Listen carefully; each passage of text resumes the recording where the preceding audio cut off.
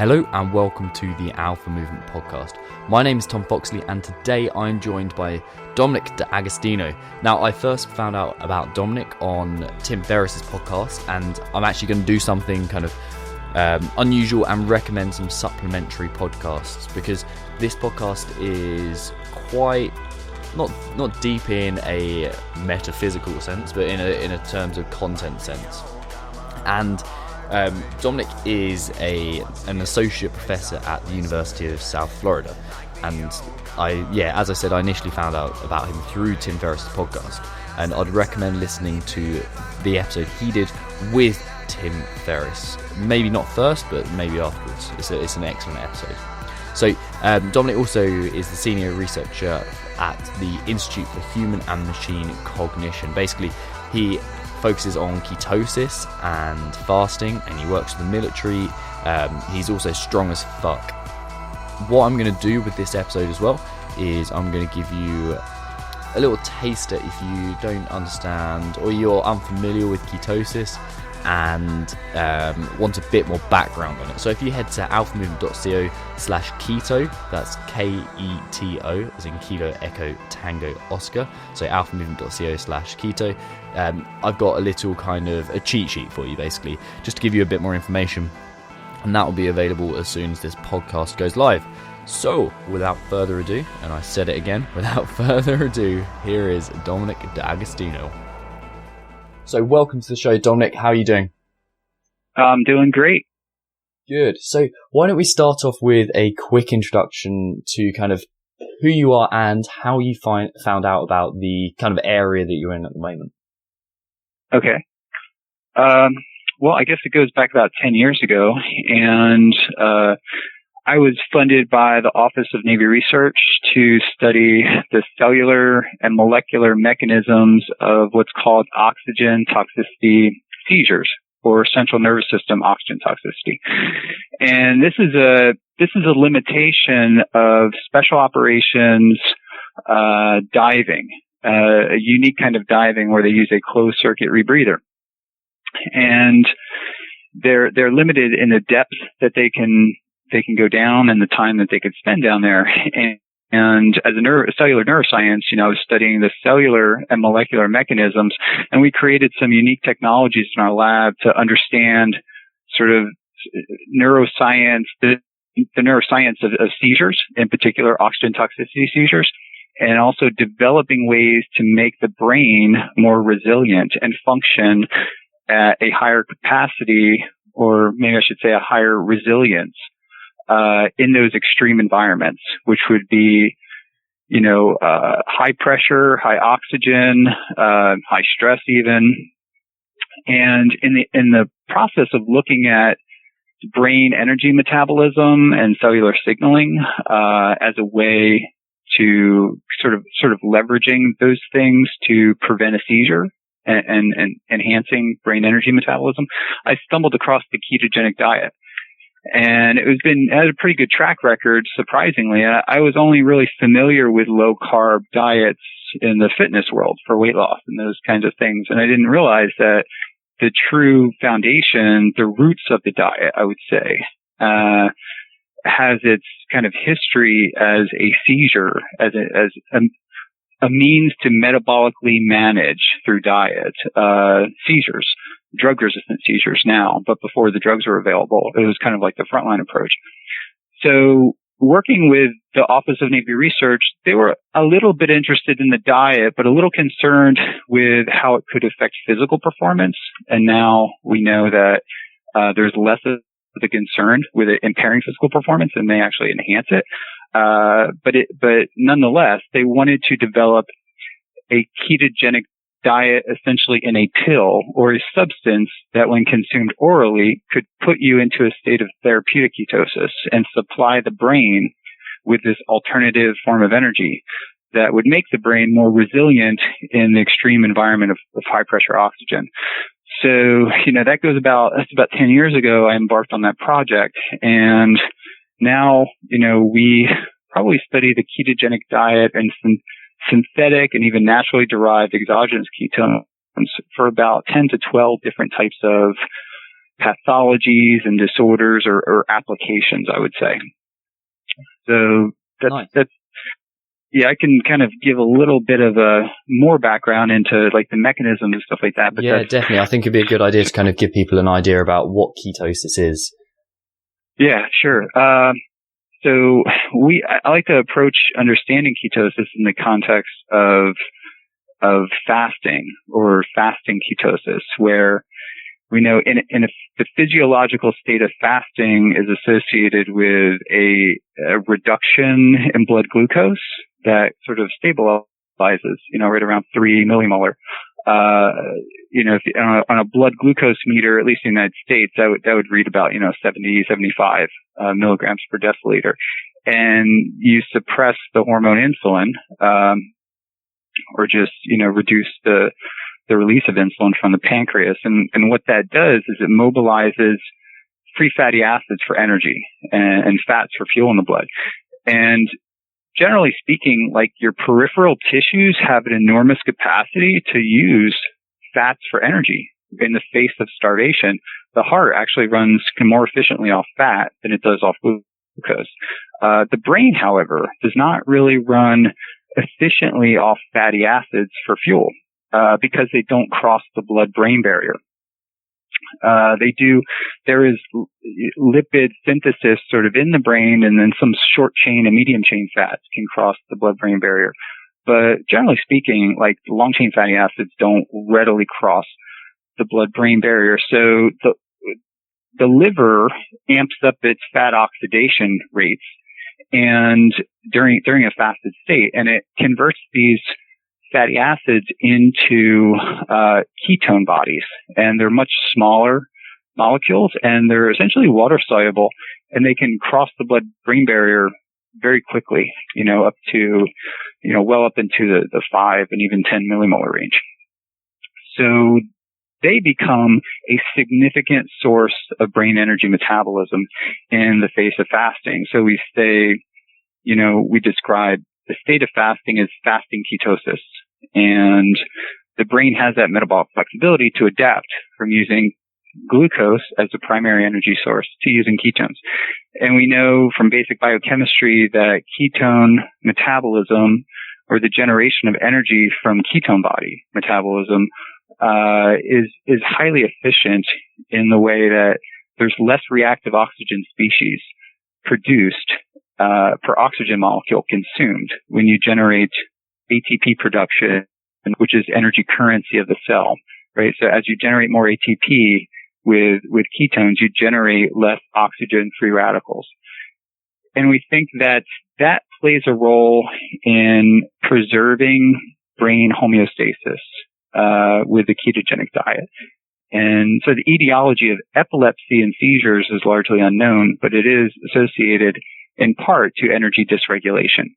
And being in a state of fasting ketosis and in a state of ketosis with the ketogenic diet, which mimics many aspects of fasting ketosis, preserves brain energy metabolism, or I should say kind of allows the brain to better get back to that energy homeostasis, right? So through energy pathways, not only energy pathways, but through neuropharmacological pathways too. So a balance of neurotransmitters. So there's activation of glutamic acid decarboxylase, which converts more of the glutamate, which is excitatory, which is actually elevated in a lot of epilepsy patients. If you have a seizure, the post-ictal phase is associated with a big hit in glutamate. And what the ketogenic diet does is convert much of that glutamate to gamma aminobutyric acid, also called GABA, and that's an inhibitory neurotransmitter. And it works through chloride-mediated postsynaptic inhibition, which opens up these channels that hyperpolarizes the membrane potential and makes it less likely for the neurons to fire action potentials and be hyperexcitable. And that hyperexcitable state is associated with a seizure. So essentially what it does is it reduces the excitotoxic neurotransmitters and elevates the neurotransmitters that reduces hyperexcitability in the brain.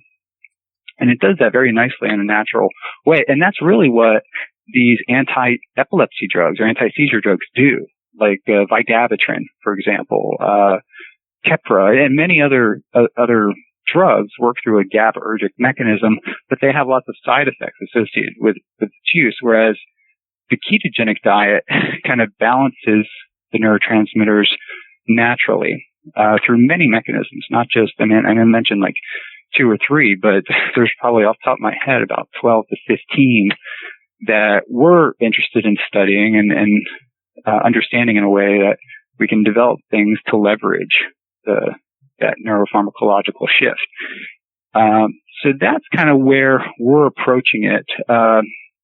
We're looking at the bioenergetics associated with nutritional ketosis, and then specifically we're doing metabolomic studies.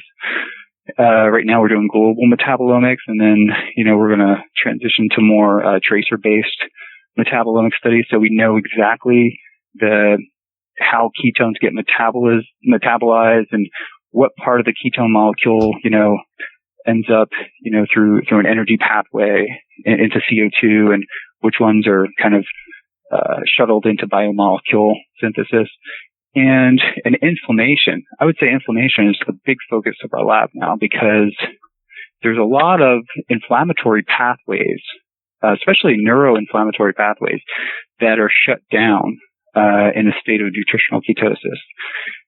Okay. And we published a study in Nature Medicine on the NLRP3 inflammasome, and that's kind of like a hub. And when that's suppressed, you get a reduction in inflammation kind of across the board. And when that's activated, you get all sorts of inflammatory pathways and cytokines being activated and released. So age-related sort of inflammation is associated with that. So ketones tend to suppress that. Okay. So who should and shouldn't be fasting? Who should and shouldn't be fasting?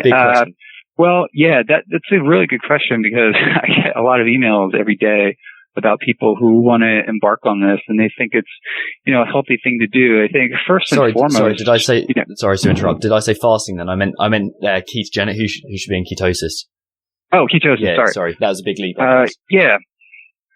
Well, the people that stand to benefit from nutritional ketosis most are, people that are managing things like type 2 diabetes, which, could probably put someone with type 2 diabetes into remission within a week or two, and control their blood glucose levels. And, or people who are obese, who have a problem, managing their appetite.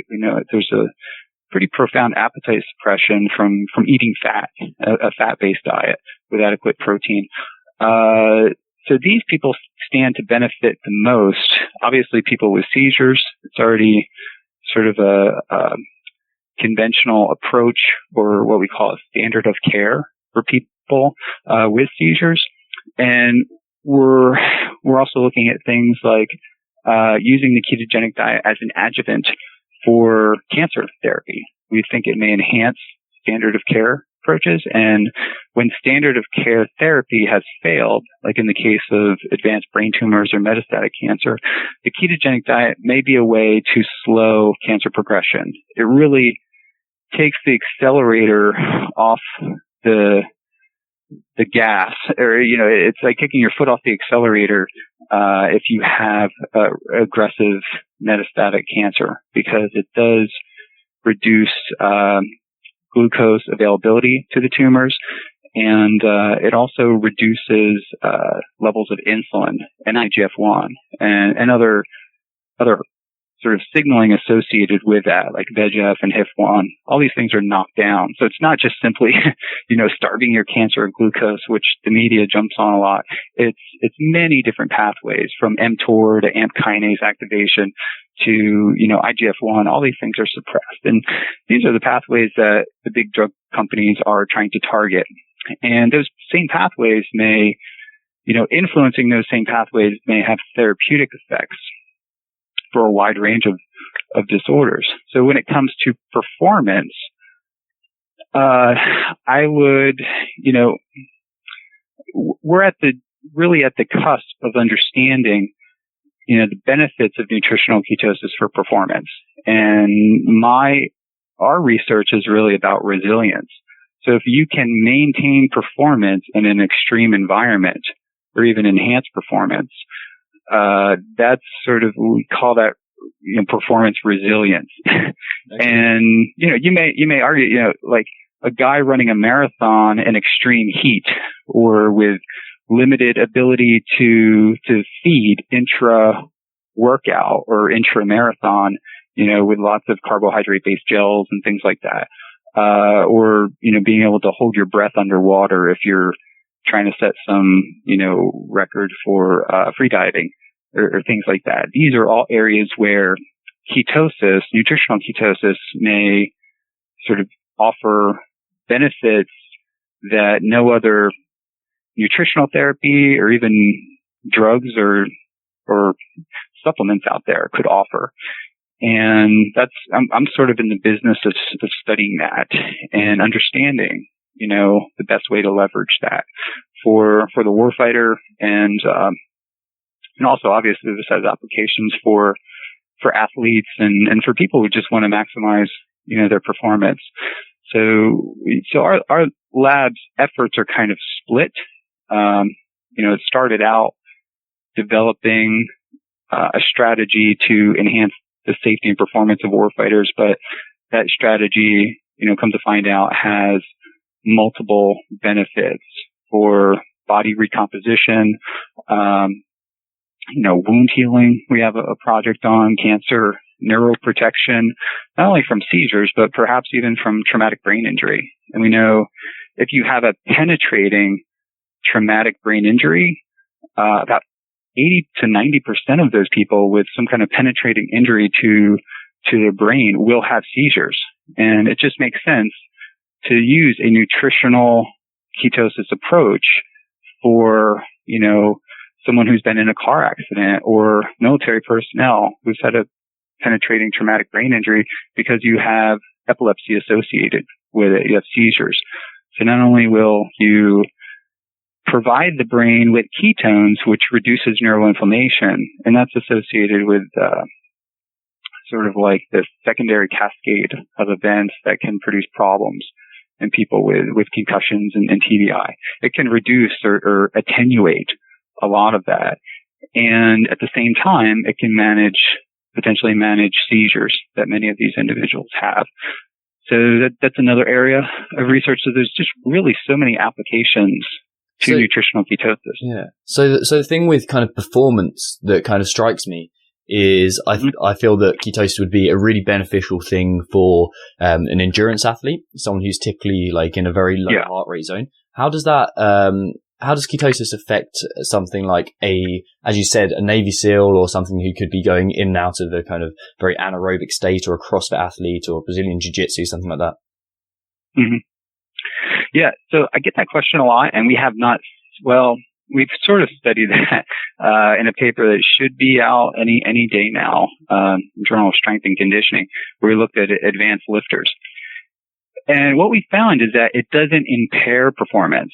We can't think of it as a performance enhancement at this point, although there was a body composition change that was favorable in regards to decreased in adipose and fat mass. But when you take an athlete that's a sprinter or MMA fighter or someone really engaging in high intensity anaerobic work, you're going to find if you transition them rapidly to a ketogenic diet, what you'll typically find is a decrease in performance, at least initially, especially if they're not supplementing with things like creatine monohydrate, and especially if they go on a very strict ketogenic diet, like under 25 grams of carbs a day. If they only reduce it to like 100 grams of carbs a day, it might not be that significant off the bat, but it's going to take that athlete. It's going to be highly variable between athletes, but it generally takes them like 3 months. I know other people have talked about, you need like a month or 6 weeks, but I think, my opinion, from athletes that I talk to who have embraced the ketogenic diet for performance, they need to stay in strong ketosis, which means an elevation of blood ketones, for about 3 months or so until they start hitting their stride. And I got an email from an athlete this morning. They said it took me 8 weeks to hit my stride. So that was kind of surprising. But I think it takes more. And, for me personally, it took about 6 months of being in ketosis to really start reaping the benefits, for appetite suppression, for performance in the gym, and things like that. Probably like 4 to 6 months. And I think the more you follow the ketogenic diet, the easier it gets and the better compliance you have, which will help you transition your body more towards burning fatty acids and ketones for fuel.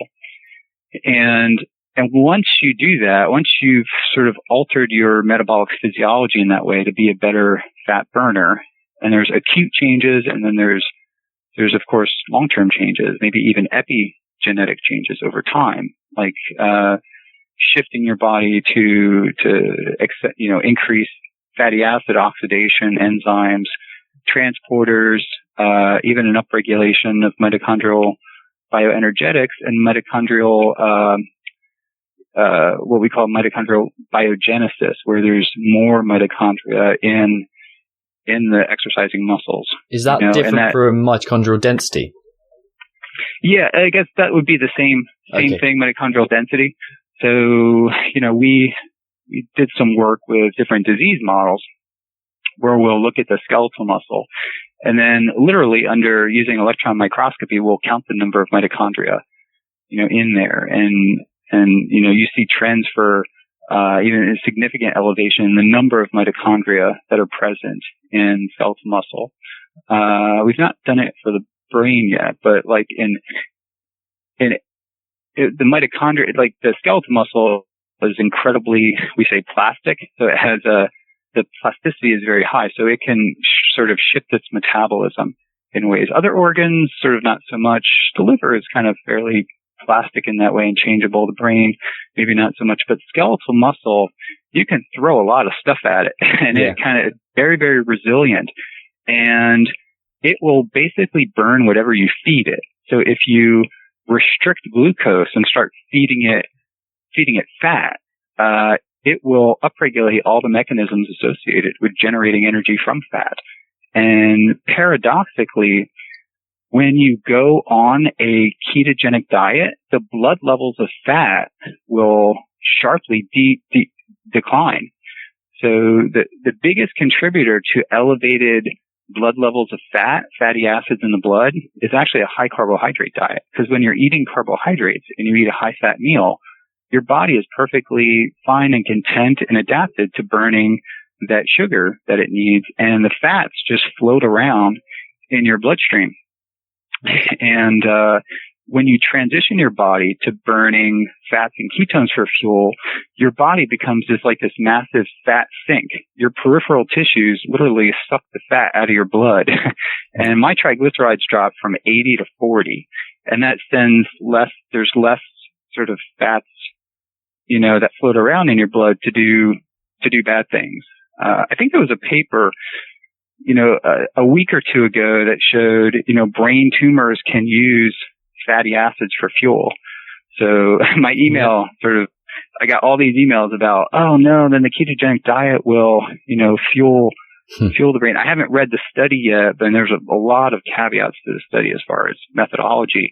But you need to keep in mind that when you, do the ketogenic diet and you're fat and keto adapted, especially if there's calorie restriction, the blood levels of your fat, plummet. So that would sharply and dramatically decrease fatty acid availability to the brain tumor.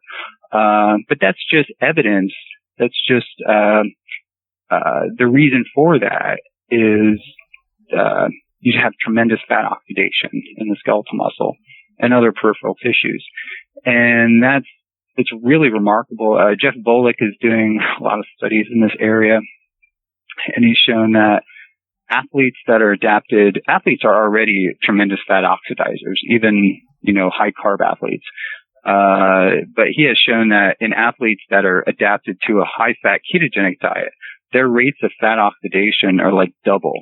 They're literally oxidizing twice the amount of fats for energy, even at rest. So not only when they exercise, so even at rest, when they're sitting at their desk and not exercising, their rates of fat oxidation, fat metabolism were much higher. And I think there's a lot of benefits to that. So you're just, clearing these fats from your bloodstream, which could be pro-inflammatory. And they have less chance to be oxidized and to do damage if you're burning them for fuel. Okay. That's very interesting. Really interesting. So is it possible to use ketosis for anabolic purposes? Or are there any studies on it? Yeah, I don't think so. From my perspective, ketosis is anti-catabolic. So even if you take a lean individual and you deprive him of food for a month, right, he's going to be okay. Most likely be okay if he gets in water, of course, and maybe some electrolytes. And the reason that he's not going to liberate all his gluconeogenic amino acids and completely waste away his skeletal muscle and even his heart muscle is that the body converts his available fat stores to ketone bodies. And these ketone bodies, their function is to preserve that metabolic engine in your skull, which is your brain, which is like, maybe 3% of your total body weight, but sucks up 20 to 25% of the energy. And it's all about keeping, fuel flow to your central nervous system. And that's what ketosis does. And without ketones, we would break down. We could use the glycerol backbone of the fatty acids to make glucose, but a lot of gluconeogenic amino acids would be sacrificed, and that would contribute to a significant amount of wasting. So that's in the context of fasting. So if you take an athlete that has gotten below his basal sort of caloric needs for the day and goes and works out, that elevated levels of ketones, either taken from exogenous ketones or through endogenous ketones, are preventing his skeletal muscle stores from being broken down. And there's sort of signaling and epigenetic things and anti-inflammatory effects also associated with ketone metabolism and ketone signaling that can preserve muscle. And I always like to kind of, when we talk about building muscle, that can be a result of decreasing protein catabolism and directing energy stores, macronutrients to anabolic processes. So it's a constant cycle. You're breaking down protein and then you're building protein. And I think one way to build more skeletal muscle is to inhibit the proteolytic pathways associated with skeletal muscle catabolism, and ketones do that. And so I wouldn't say they're anabolic, but I would say their catabolic properties can contribute to muscle anabolism. Okay. If that makes sense. Yeah, definitely. 100%. Okay. So is there a quick way, or basically what I'm getting at is fasting a way to get into ketosis quicker and stay in ketosis? Yeah, what I like to do is sort of intermittent fasting, and that could be, you take one person whose metabolic rate is really cranking and you deprive him of food for 8 hours, and he's at a level of ketosis that would take another person, 24 or 48 hours to do. And my metabolism is pretty fast. So if I eat a light breakfast in the morning, say 6 a.m., by 6 p.m., if I'm heading to the gym, my body's really in a fasted state. And I've built up a pretty strong level of ketones in my blood.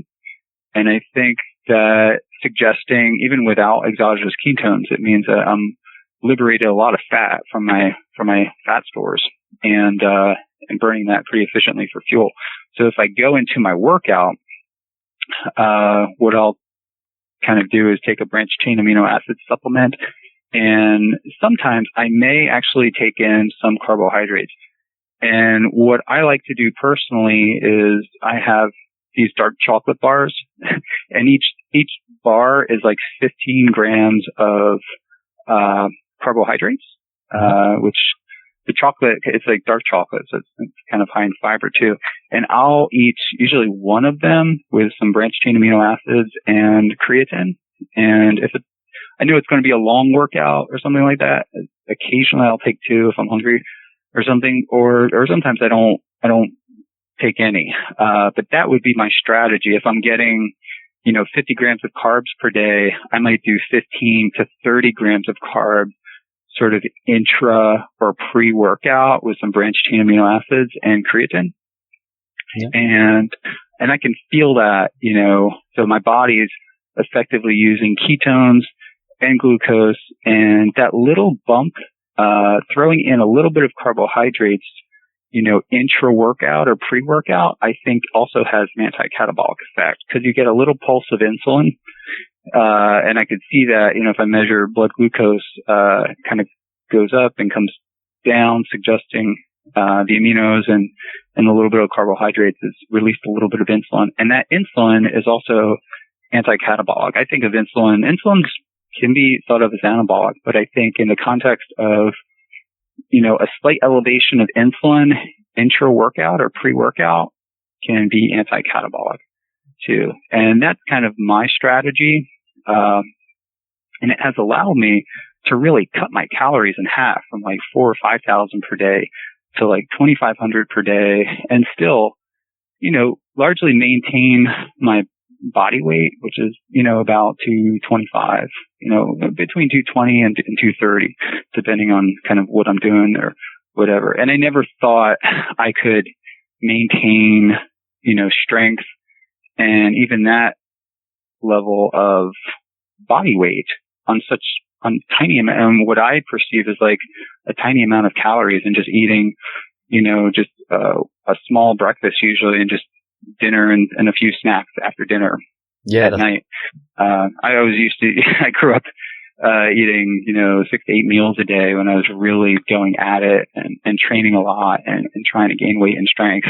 And I realized that probably didn't have to do that. And not only was it extremely inconvenient, but I probably could have developed another strategy and eaten half the amount of meals and really reduced my carbohydrates. At that time, I had a lot of inflammatory issues too, throughout that time.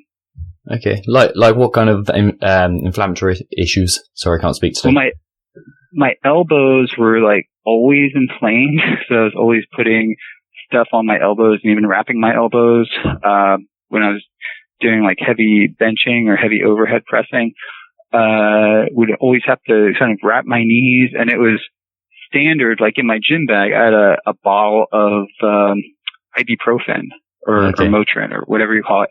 And I would always pop like one or two of them on the way to the gym just to prevent, to buffer some of the pain that I had in my joints. And it was not a sharp damaging pain, but just kind of like this chronic inflammation. If I sat in the car too long, or if I went to a movie theater and I'm like sitting in the seats, and within like half an hour to 60 minutes, like my knees would start aching, and that was about like 10 years ago. I always had these problems. And my diet was really high in pasta and breads, and I was eating whole wheat bread and a lot of oatmeal. I'd had this big bowl of oatmeal at night with like protein powder and peanut butter in it. And that was, the typical foods that I stuck to, actually typical, bodybuilding foods. And now I've eliminated pretty much all starches and grain-based carbohydrates. And like magic, I mean, I don't take any kind of anti-inflammatory drugs, no ibuprofen at all. And even when I work out, like I never even get sore joints after. That's really interesting because the gym. I found a very similar thing. Like I'm an ectomorph through and through, like 100%, and obviously like trying to put on a bit of muscle at some point. And like I found that when I was just cramming in carbohydrate left, right, and center, and following a typical kind of bulking in air quotes protocol, I found it very difficult to put on muscle, and I was constantly just eating more and more and more and more. And as you said, it got completely inconvenient. But as I've started, I just, like, in the last probably 6 to 8 weeks, I've knocked out having breakfast, just got a bulletproof coffee instead, and then and I'll have that later in the day as well. And ever since then, I've been putting on muscle mass kind of easily, and I've been training less as well. It's very interesting. Yeah, you know, I think that there's reasons for that, and I'm kind of delving into the research now. When you have less inflammation in your body, you're also more insulin sensitive. And although the levels of insulin in your body will go down, and IGF-1 kind of parallels that. And, you know, my IGF-1 is on the range of like low to high. I'm almost below the outside the normal range, like really low. But I think that my sensitivity to localized IGF-1, like when you exercise, like you have systemic IGF-1 kind of from your liver, and then you have localized IGF-1 that gets released when you sort of exercise the muscle and do sort of the eccentric component, causes some damage, and you have localized IGF-1 release. And that can be an anabolic trigger and a signal. And I think your sensitivity to localized IGF-1 goes up. And I think there's a body of literature that will support that. And you can see that in athletes too. Their insulin sensitivity and response to training really increases and is enhanced when you just back off on the carbs a little bit. And it might not be, you know, going ketogenic, but titrating the carbs down so your body's a little hungry for carbs, and just making your body a little bit hungry for carbs will dramatically enhance your insulin sensitivity and the anabolic response to training. Cool. That makes a lot of sense. I've just been thinking about what I can implement there, and it makes perfect sense in a lot of different areas. So, talking about kind of intermittent fasting, where does a long-term fast kind of over 24 hours or even more come into play? Yeah, I wouldn't advise doing that if you're going to be like super active, or you're really trying. But I think what I like to do, if I do a 24-hour or more fast, it'll typically be like if I'm traveling or something, and I don't want to eat like airplane food, and I will kind of eat a little bit more leading up to when I know I'm going to fast, if I'm going to be traveling or something like that. So I generally advise doing it during a period where you're not expending a lot of energy, where your body is going to be in a relaxed state. And there are a lot of health benefits from fasting that you can read about simply Googling online. But what it does is, you know, it produces a mild state of hypoglycemia and an elevation of blood ketones and suppression of the hormone insulin that can offer a lot of benefits, as I mentioned, health-wise, but also kind of reset your body and maybe enhance insulin sensitivity in a way, so that when you do get back into eating and kind of refeeding, your body is using those nutrients and partitioning them more efficiently and directing them to where they need to be. So what I kind of see often is if I do a 24 or 36 hour fast, and I kind of get the calories back in and start exercising, my body can sort of partition those calories to restore muscle glycogen and into energy more efficiently. This is especially more pronounced if, you know, leading up to this, I was in a state of overfeeding or a state of inflammation or a state of sort of, I don't know, energy dysregulation for some reason or another, just eating the wrong foods or whatever. So that fasting is kind of like a reset, and it almost is resetting your insulin sensitivity in that way. And like I said, I think if someone does this, there's some health benefits to it, but it should probably be done during a period where you're not expending a lot of energy, right? Because sometimes when you're fasting and you need energy, you're going to be sluggish, especially if your body's not used to it, if you're doing it, for the first time. Although, your body has this incredible memory. So once you've fasted, it can be the first time you do it, it's really hard, but then you do it again and again, and it gets easier and easier. And I've seen this in athletes that are sort of do physique competitions too, like either bodybuilding, fitness, figure, or whatever. The first time they diet, it's really difficult for them, and they might have some challenges, but every time they do it after, if they give their body a sufficient amount of recovery time, so their metabolism can reset, because there's going to be a decrease in metabolism, that's almost, how long roughly would that take, that reset?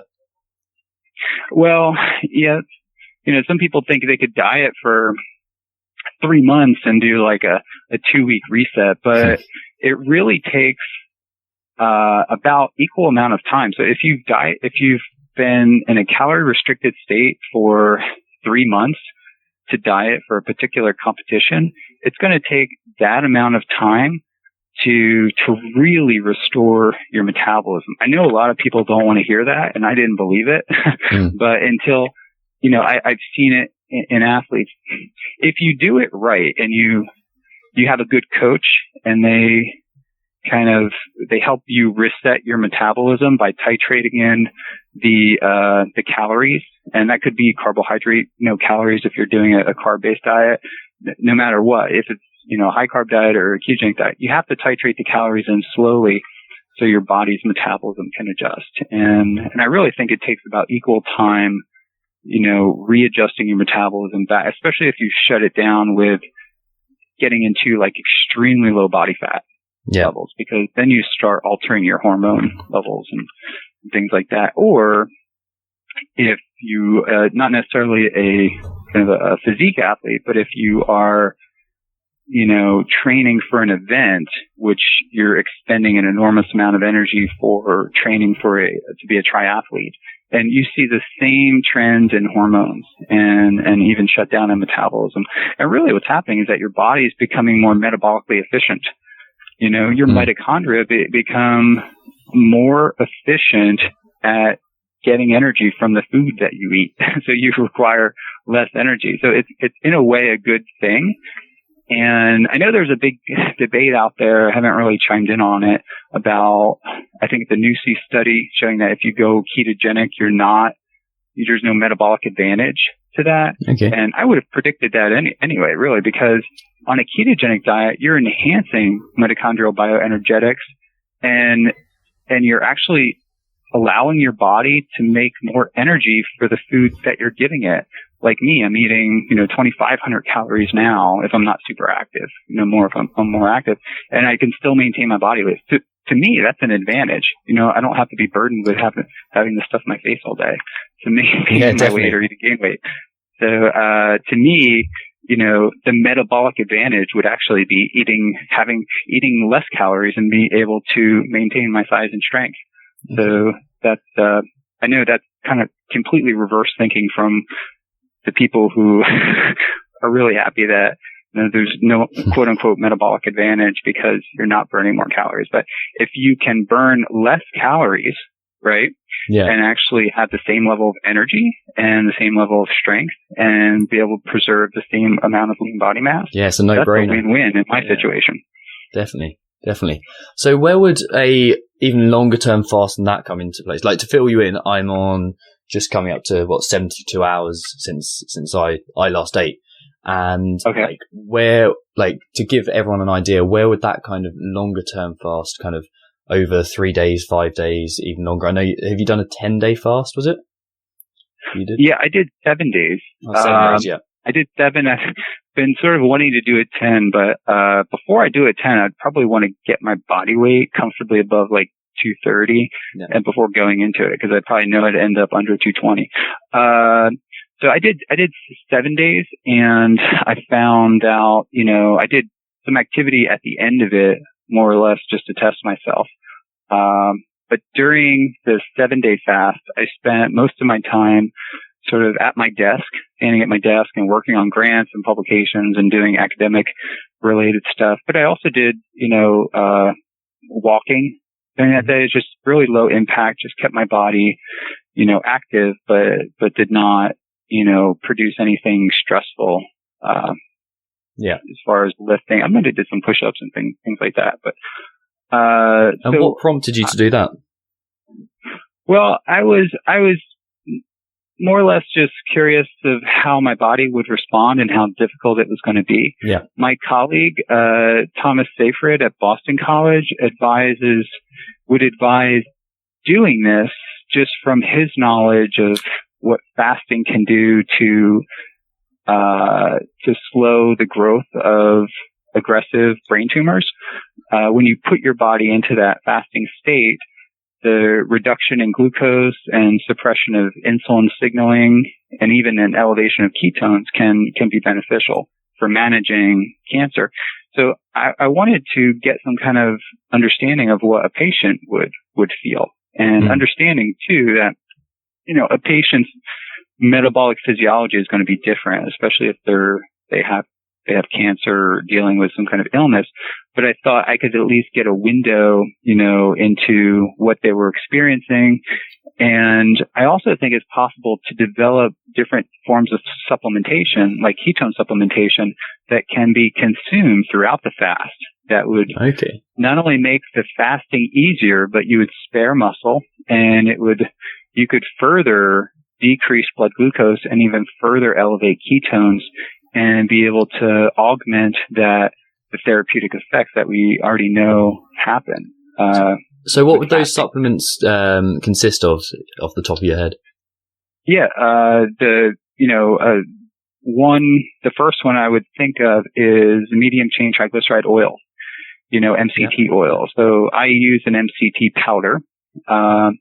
We've worked with various companies that have developed ketone salt products, and that would be beta hydroxybutyrate in a salt, not just sodium salt, but the beta hydroxybutyrate would be spread across various minerals like sodium, potassium, calcium, and magnesium salt. And then that beta hydroxybutyrate salt is mixed in with a powdered medium chain triglyceride and made into a formula. And we've kind of developed and tested that formula.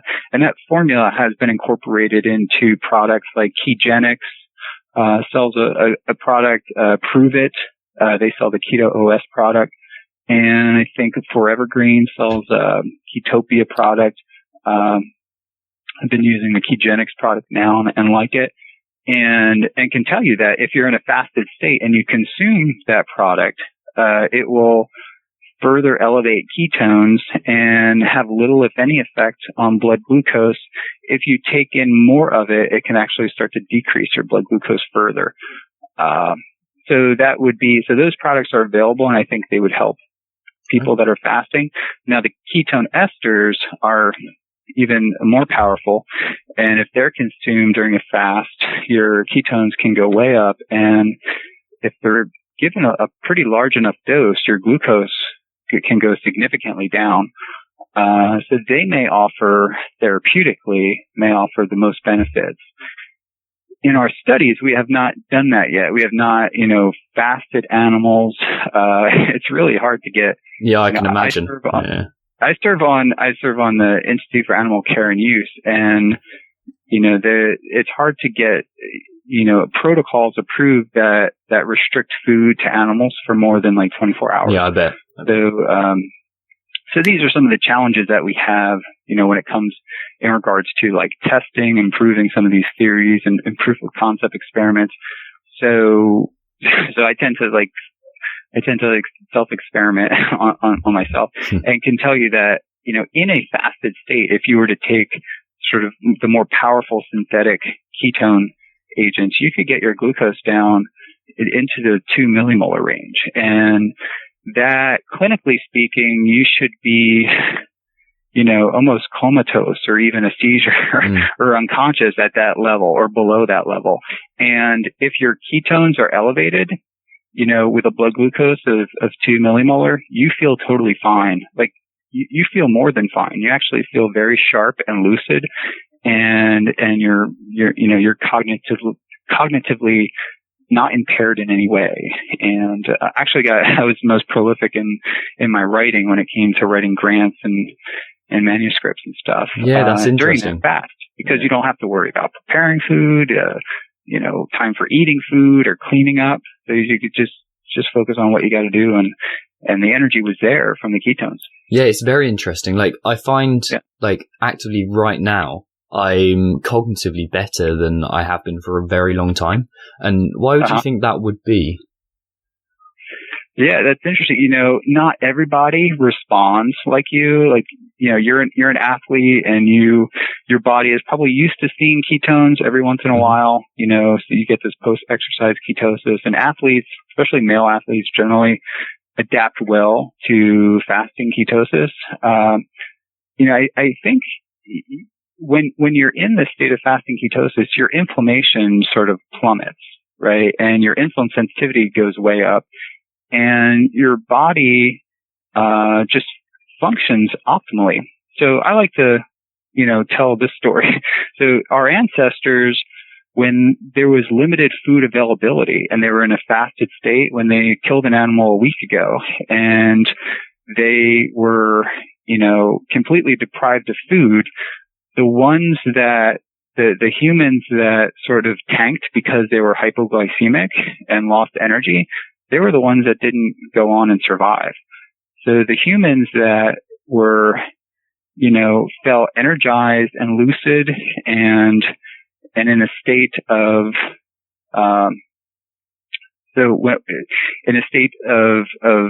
a heightened state of alertness during their fast, they had an evolutionary survival advantage. And so I tend to think maybe that's why males have sort of this capacity to adapt well to a fasted state, where females kind of get anxious, at least initially, and get a lot of hormonal, I think they have, their body reacts kind of strongly to hypoglycemia in a stress response. And I think males do too, but I think they generally adapt better. And in a fasted state, they become, they get into this hunter mode where they're lucid, their thinking is clear, and they're motivated to go work out and expend energy. And I think that falls in line with the survival advantage that you would get by having an enhanced ability to hunt and acquire a food source. So that's the way I think about it from an evolutionary context. That makes a lot of sense. Have you done any studies on the effects of fasting on the gut biome? No, I haven't. We haven't done that, but that would be really interesting. I would think that the diversity of the gut biome would, or the total sort of flora within the gut biome would be reduced because you're not feeding it. And the diversity may be affected, but I think it would be more or less a reduction in the total amount of microbes, obviously, that you have. You have a lot of,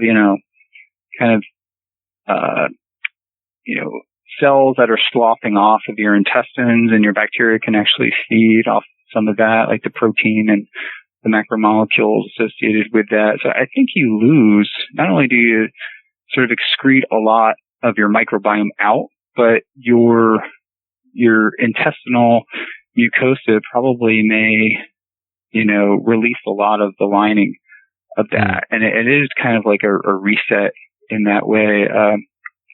Your gut is like a huge amount of your immune system is located sort of in your gut. And when you're eating food, especially a diverse set of food, if you're traveling and you're eating, salads and different types of meats and a variety of food, your immune system is hyper vigilant and working really hard because that's the interface, right, of the environment to your immune system in your gut. And when you fast, your immune system gets a break. It doesn't have to work. There's no foreign entities entering the body that it has to deal with. So it's more, if your nutritional status is good, meaning that, you get blood work and all your vitamins are up to par, your B vitamins and fat soluble vitamins and your nutritional status is good. If you go into a fast, like that, your immune system is kind of freed up to deal with other things. Whether you're fighting, could be fighting herpes simplex virus or fighting some other kind of virus. And, I had a couple people email me, that had cold sores or issues with herpes simplex virus or shingles. Actually, several people with shingles emailed me, and they're like, I listened to your podcast on Tim Ferriss or whatever, and then, I was dealing with shingles all my life, and then I found as soon as I got the first sign of a cold sore or shingles, I would just start fasting, and it wouldn't progress. So they didn't have to take some antiviral medication. And instead of taking the medication at that time when they felt, the sores coming on, they would just initiate a fast and it would never progress. So it was actually more effective than the medication. That's very interesting. And I think that has, no one knows about that. These are just emails that I get from people, and it makes total sense. When you think about it, you fast and the immune system becomes sort of freed up and probably more hypervigilant to deal with whatever else it has to deal with. And these are just, some of the benefits that I've come across, real world practical benefits that would obviously be very difficult to study this, because no IRB would probably ever approve, fasting for shingles or herpes simplex. But, from the feedback that I get, I realize that it's not a fluke. It makes scientific sense that it would work. And from the amount of feedback that I get, there's obviously something going on there. Okay. Yeah, that's really interesting. So and the same could be hold true for cancer too. So cancer is, in a way, one of the hallmarks of cancer is a failure of the immune system. So if your nutritional status is sort of up to par, so to speak, and, or if it's burdened because you're eating the wrong foods and you're in a pro-inflammatory state, and if you initiate a fast, that can perhaps make your immune system more hypervigilant to attack the cancer cells. And my colleague, Adrian Scheck at Barrow Neurological Institute, actually published a study with a ketogenic diet suggesting that the ketogenic diet essentially does the same thing. It makes the immune system hypervigilant and makes it more capable of recognizing the cancer cells and coaxing your immune system to attack the cancer cells. So just to finish up, how would you recommend breaking your fast, especially after a longer term fast? Yeah, I would do it a longer term. Yeah, slowly. Yeah. I keep bone broth at home, so I'm a big fan of soups. So kind of initiate breaking the fast with some kind of lower calorie soup. We make, a broccoli cream soup, and we switch out the heavy cream with a coconut cream, and you want to maybe dilute it a little more, and take in that, and, eggs are great, easy for me to digest, some fish, and you want to do that before you kind of go into eating a big T-bone steak or something like that, which may be a pretty big hit to your system. Yeah. So just start out, kind of sensible eating, some light foods, and just kind of add the calories. So don't, if your baseline calorie needs are 3,000 calories per day, I would break it down into 1,000 calories the first day, and then 1,500, then 2,000, and kind of ease your body back into it. Yeah, that makes a lot of sense. Yeah. Rather than going gung-ho into just eating all the food that you want to eat. Yeah, because also keep in mind that your body is kind of set up to store fat too, because you've likely had some metabolic slowdown or metabolic shutdown. So your calorie needs are not what they were when you initiated the fast. And if you fasted for, 7 days, you probably want to ramp up your calories, over at least 3 or 4 days. It probably won't take you a full week to recover in that short-term kind of fasting, but yeah, you just want to kind of add calories. Do you reckon that could facilitate muscle growth as well? Facilitate what? Muscle growth as well. Muscle growth. Yeah, maybe if you're overtrained and really kind of going at it in the gym and and take a week off, a break, that break that you take off would probably be a good time to fast. So if you introduce food, and initiate your training again at the end of the fast, your insulin sensitivity will be really high. So you've probably cranked up a lot of the sensitivity to the intracellular signals associated with muscle growth. Yeah. So yeah, in theory, it could be a strategy to try to, if you're training heavy, just take a break from training, fast, and then take a week off and get back into it and start adding food again. So yeah, I might try that. I'll see. Good at the end of it too. Yeah. Yeah. I'll see how that goes. So last question. You can choose between the book you've gifted most or any daily routines you follow. Wait, can you repeat that again? Just for a last question. You can choose either between the book you've gifted most or any daily routines you follow that you think will be helpful to the audience. Oh, book I've gifted most, yeah. I think I covered that in Tim Ferriss's talk. So, routine. So maybe I will do that. I like to break up my routine a little bit, but I think probably the most important aspect of my daily routine or things that I do on a daily basis is to be, disciplined enough to reserve what I call creative downtime. Which is time that you don't necessarily have to think or do anything. And that is just sort of time that you can reflect, upon, not necessarily what you did or have to do, but just reflect upon things that you have, gratitude for.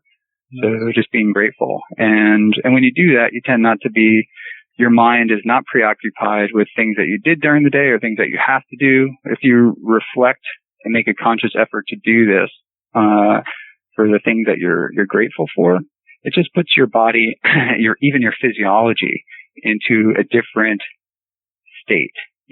I wear a Fitbit and can even see when I do this and take time out of my day to do this, my heart rate goes down. And it's just, I think if it's practiced, daily, that it'll have like long-term health benefits and, not just, physical, but also mental too. That's really interesting. That's a really cool thing to have. I think there's something that, a lot of people don't have and they just go from one thing to the other without a kind of buffer zone. And that's a nice thing that I'm going to implement.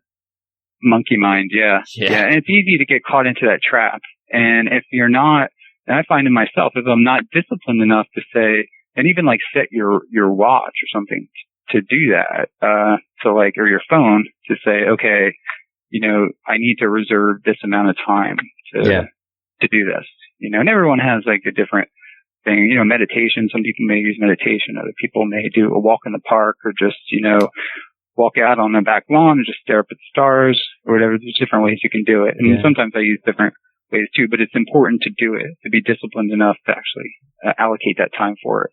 Yeah, the Wim Hof method is my method of choice at the moment. Yeah. Very interesting.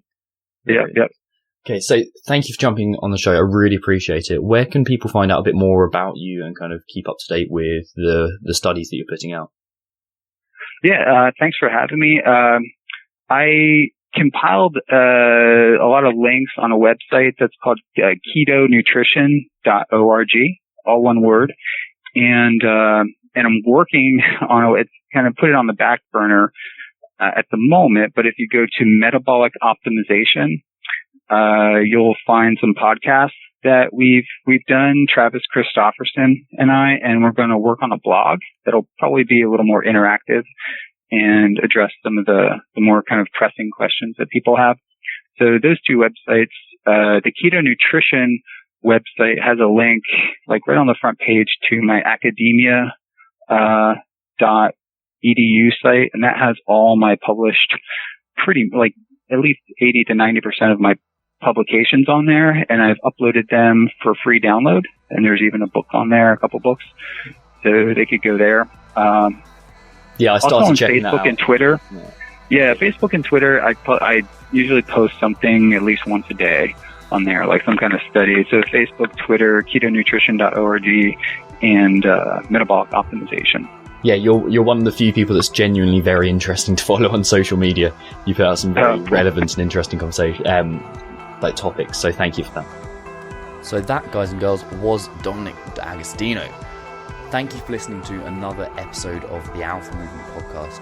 You can check us out on alphamovement.co, or you can go to facebook.com/alphamovementofficial, or you can find me, Tom Foxley, pretty much anywhere on social media. Don't forget you can head to alphamovement.co/keto to download your free keto cheat sheet. Hopefully see you there.